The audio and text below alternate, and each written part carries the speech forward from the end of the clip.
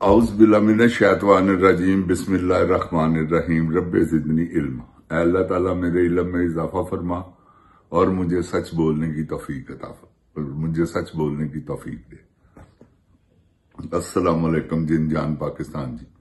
ओए गोली क्यों चलाई हो? ऐ दस, तेनू दसना पैना कि गोली क्यों चलाई है।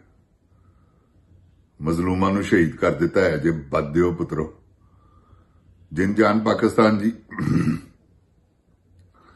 फील्ड मार्शल साहब और जनरल रानी टू की अजाब पा रहा है इन्होंने और मजीद पान दे मूड च ने। इन्हां दा प्रोग्राम है जिन जान पाकिस्तान जी कि किसी तरीके नाल एक्सटेंशन मिल जाए। एक्सटेंशन मिल गई तो इन्हां दे सारे काम दुरुस्त हो जाएंगे। ते एक्सटेंशन नहीं इन्हां नूं लैण देनी। उहदी वजह पता की है? जे एक्सटेंशन मिल गई ना तो फिर समझ लो तुसी जुल्म, बरबरीयत, फस्ताहियत, जिहड़ा निजाम है लोकां दीयां धीआं भैणां नूं बरहना ही करने वाली गल है ना। जिन जान पाकिस्तान जी एवं जिहदे दिल करदा वा घर रेट कर दिंदे ने, जिन्हों दिल करदा वा चुक के लै जांदे ने, जो इन्हां दे मूड च आंदा उही करदे ने। ते इन्हां नूं बड़ी वड्डी ज्यादती ते कद तक ज्यादती करते रहेंगे। इंशाअल्लाह ज्यादती का बदला इन्हां कोलों असीं लैणा। वो किस तरह लैणा? खच कवीन कोलों, क्योंकि उन्होंने तो अगों सवाल ही पैदा नहीं ना होंदा। उन्होंने शायद उहदे मुलाजम भी वोट ना पाण, और यह हकीकत ही कि उहदे मुलाजमां ने उन्होंने कहा कि असीं वोट जिहड़ा ना वो तुहानूं नहीं दिता है, नो उन्होंने इमरान खान नूं दिता। ते जिन जान पाकिस्तान जी, इमरान खान 14 तरीक नूं उन्हें कॉल दी ते 14 तरीक नूं तुसीं निकलना। 14 अगस्त नूं एक बारी अगे अंग्रेज कोलों आजादी लीती सी, हुण तुसीं इन्हां चवलां कोलों लैणी है, डाकुआं कोलों, चोरां कोलों, डफर डाकू जिहड़े ने ना इन्हां कोलों लैणी। जिहड़ा अपने वल्लों जैली फील्ड मास्टर बन गया। ते की इश्क दीयां कहानियां ने इन्हां दीयां, मैं तुहानूं बयान नहीं कर सकदा। किस तरह इन्होंने पिछे जे वक्त गुजारिया रावल डैम, वो पहाड़ तो थले आ जाती सी, GHQ तो उथे चले जाते सन। ते फिर जो तुहानूं पता है शराबा भी उड़ रही ने, ते डांस भी हो रहे ने, ते सब कुछ हो रहा। जिन जान पाकिस्तान जी रूटीन सी। ते हुण इन्हां दी रूटीन जिहड़ी है ना वो थोड़ी जी डिस्टर्ब हुई है, इस करके कि अगों नवाज शरीफ थोड़ा जिहा बदीद होया है। वह नहीं चाहता कि इहनूं एक्सटेंशन मिले, क्योंकि इन्हें उहदे नाल कीता धोखा बड़ा जबरदस्त। वजीर आजम बनाना सी उहनूं, जिहड़ा इन्हें नहीं बनाया। इन्हें छोटे टीजे नूं बनाता, वो ज्यादा बूट पॉलिश करने वाला सी। मियां वड्डा टींडा वो बूट पॉलिश तो करता है, लेकिन नाल मेरी गल याद भी ला दिंदा। आजादी तुहाडा इंतजार कर रही है, जो मर्जी कर लैण। क्योंकि जिन्हां कोल जिहड़े आजाद मुल्क है ने, जिहड़े लोग आजाद है ने, उन्हां नूं पता है कि आजादी की चीज है। जिन जान पाकिस्तान जी तुहानूं हकीकत कह रहे हैं।